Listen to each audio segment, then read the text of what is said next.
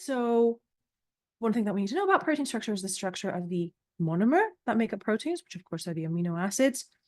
And we need to know the 4 things that are associated with the one central carbon. Oh, sorry. Got to choose the pen.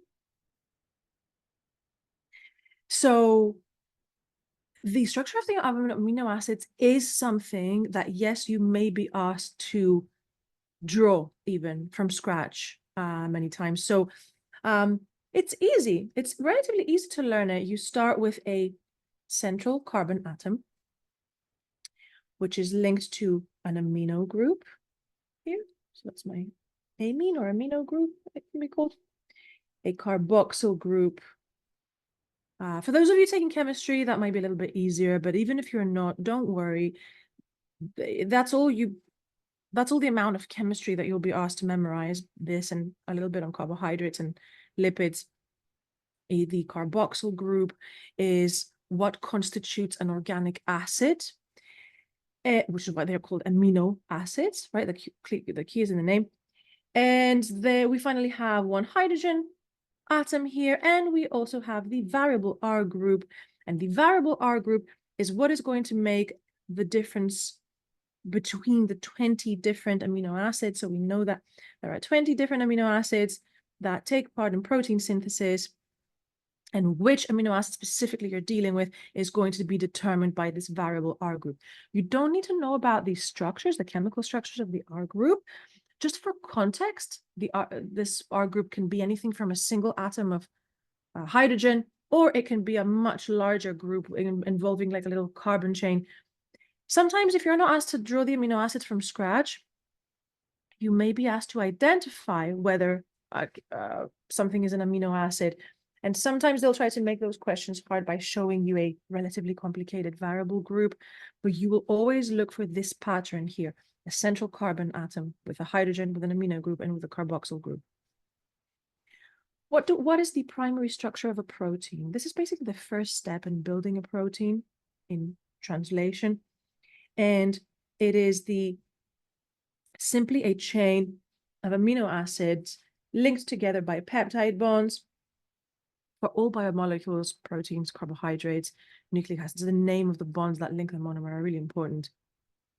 And they're formed by condensation reactions, producing polypeptides. It's important to note that the word polypeptide and the word protein are not mutually exclusive, as we're going to see in a minute. So when you're describing the primary structure, you call it a polypeptide. What is now the secondary structure? It's the folding of the polypeptide chain into alpha helices. So this here is an example of an alpha helix. Pretty easy to recognize because it literally looks like a helix. And beta sheets. Beta sheets will look something like that. So sort of like longer alternating loops. Importantly, and this is something that they will try to sort of catch you with, the secondary structure is held together by hydrogen bonds. Importantly, though, hydrogen bonds that are due to this hydrogen on the basic structure of the amino acid. And we're going to see in a minute why this is important. So keep that detail in your head. What is the tertiary and quaternary structure? The names of the structure obviously imply the stages in making protein, right? So first, the primary structure is assembled at the ribosome with translation. Then the secondary, usually the adoption of the secondary and tertiary structure, just to link it to the parts of the cell where it takes place, they will usually take place inside the lumen of the rough ER. So ribosomes are sitting on the surface of the ER. Polypeptide chain is made. It will enter the lumen of the ER, and that's where the secondary structure and sometimes the tertiary structure as well are going to be adopted.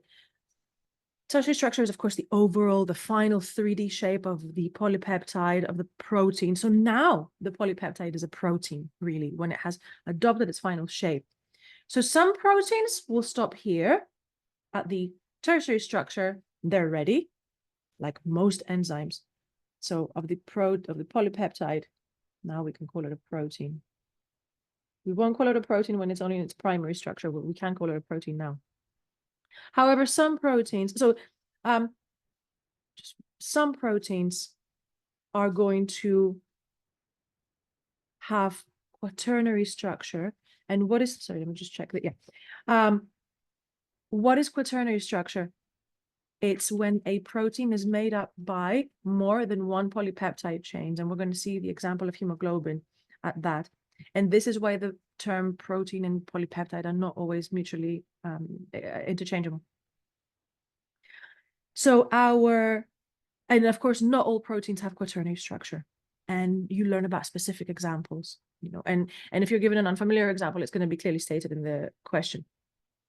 So our tertiary structure is held together by a list of intermolecular forces that you have to know.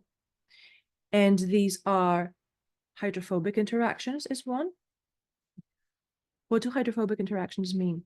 The variable R group, let me just switch back. This variable R group here can be hydrophilic, meaning it interacts with water. It's polar usually, or it can be hydrophobic.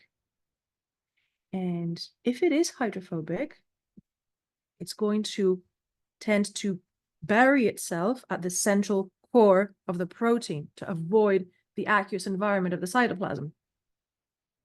So hydrophobic interactions basically mean that you may have two amino acids that have a hydrophobic character in the R group, and they're going to sort of push the protein to fold in a certain way.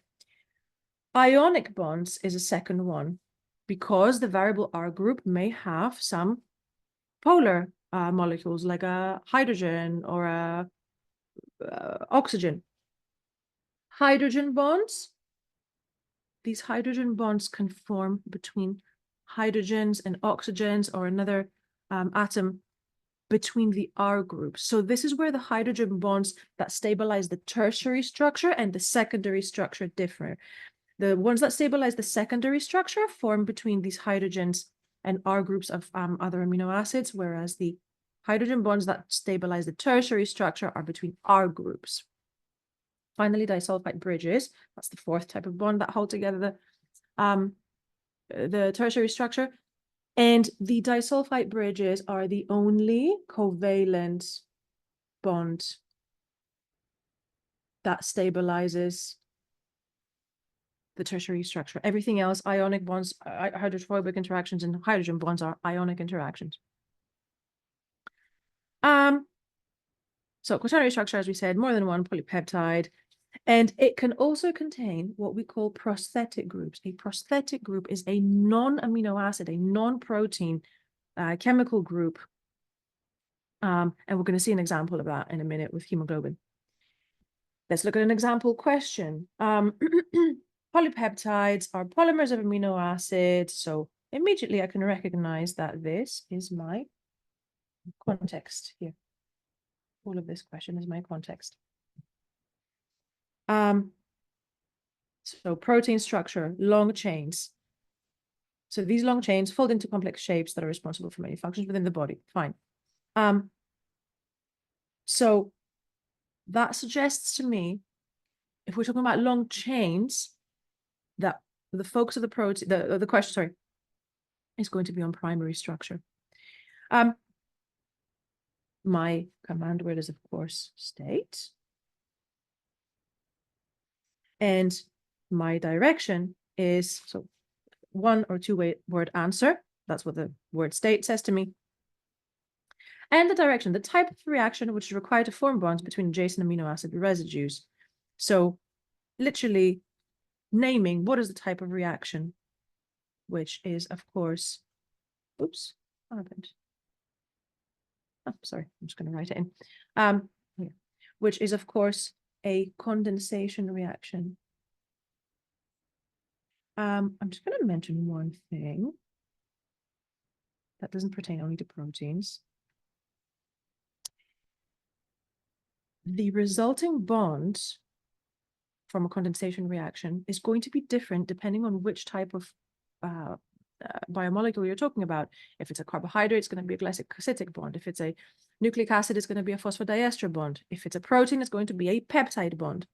So the name of the resulting bond is specific to the type of molecule that you're looking at, but the name of the reaction is the same, which is a condensation when two monomers join up to form a polymer. So here we can see that the hydroxyl group of one amino acid, of the carboxyl group here of this amino acid. So here's my one amino acid, here's my central carbon, here's the R group, here's the hydrogen, here's the amino group, here's the carboxyl group.